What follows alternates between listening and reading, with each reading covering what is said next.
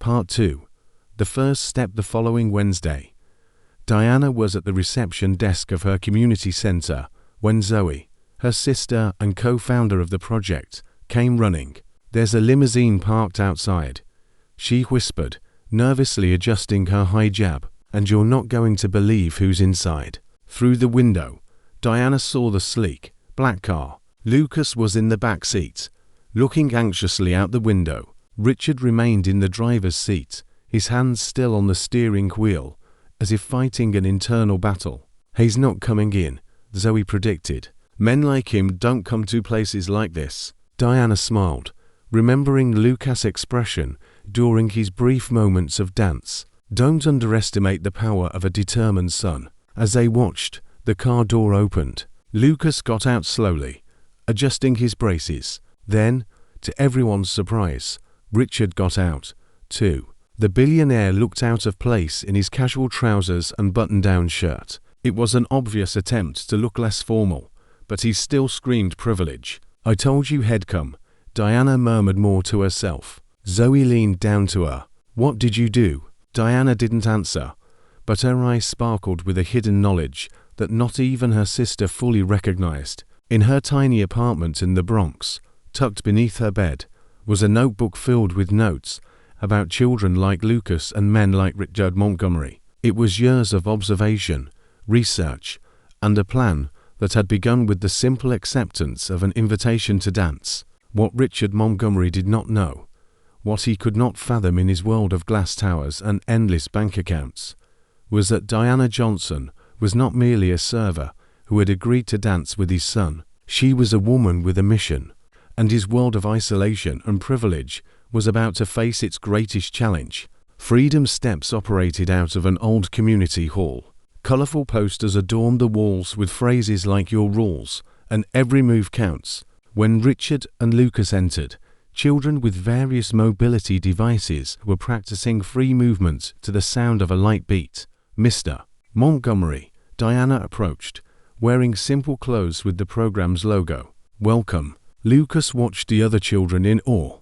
A girl in a wheelchair spun in precise circles, while a boy with a prosthetic leg created a series of fluid steps. "It seems chaotic," Richard commented, visibly uncomfortable. "There is structure," Diana responded. "It's just not one you would recognize." She turned to Lucas. "Would you like to join in?"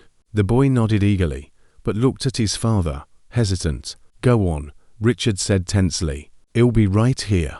As Diana led Lucas to the group, Zoe approached Richard and offered him a chair. "The first day is always the hardest," she commented. "For the parents, not the kids." "This isn't therapy," Richard argued. "I hired the best rehabilitation specialists.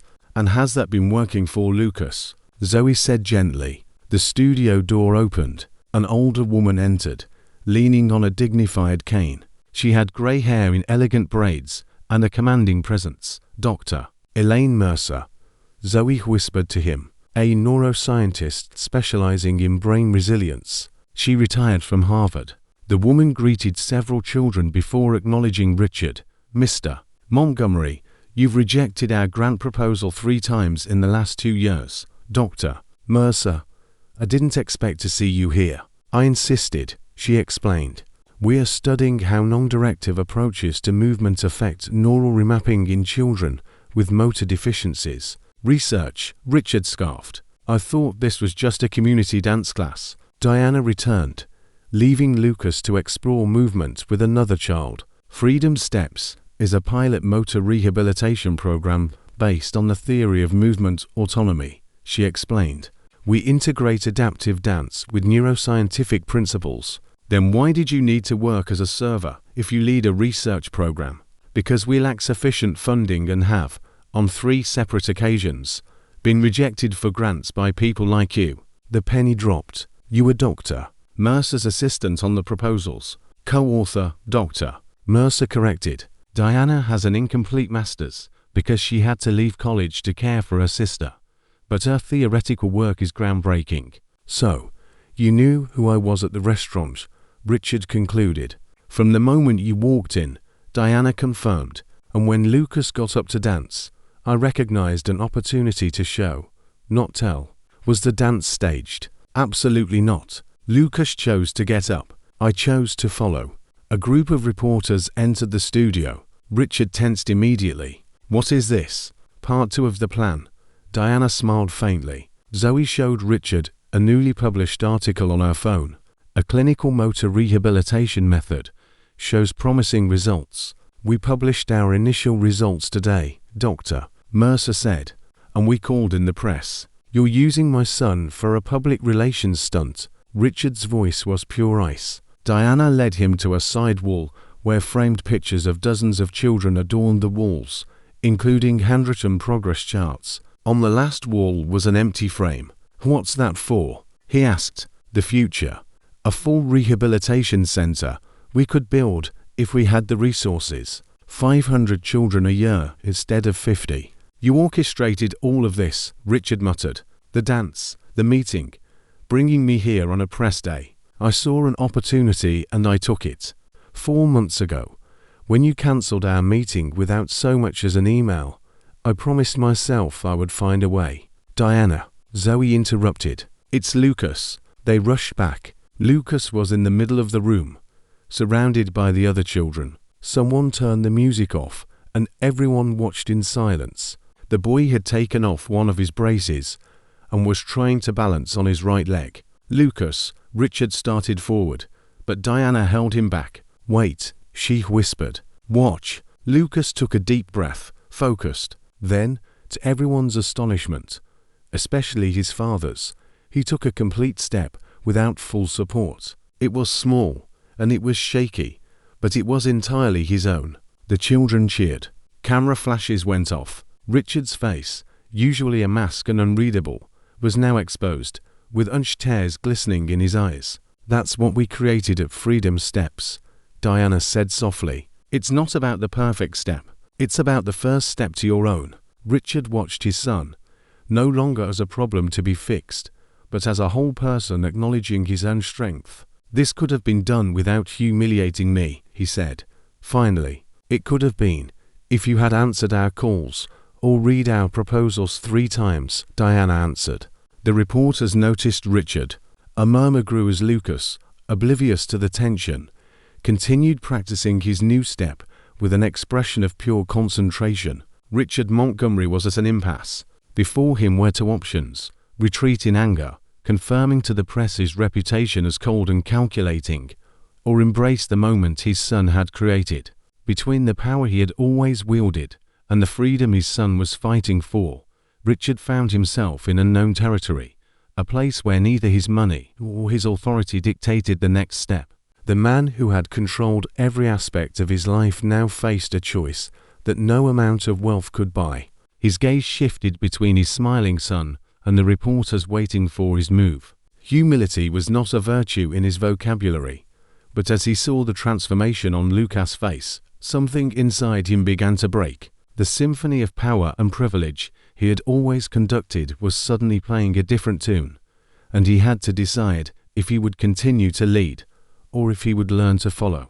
The Montgomery Foundation, Richard addressed the reporter, his voice thick with emotion, has decided to fully fund the Freedom Steps program for the next 5 years and build a proper rehabilitation center based on the theories developed by Dr. Mercer and Ms. Johnson. Camera flashes exploded.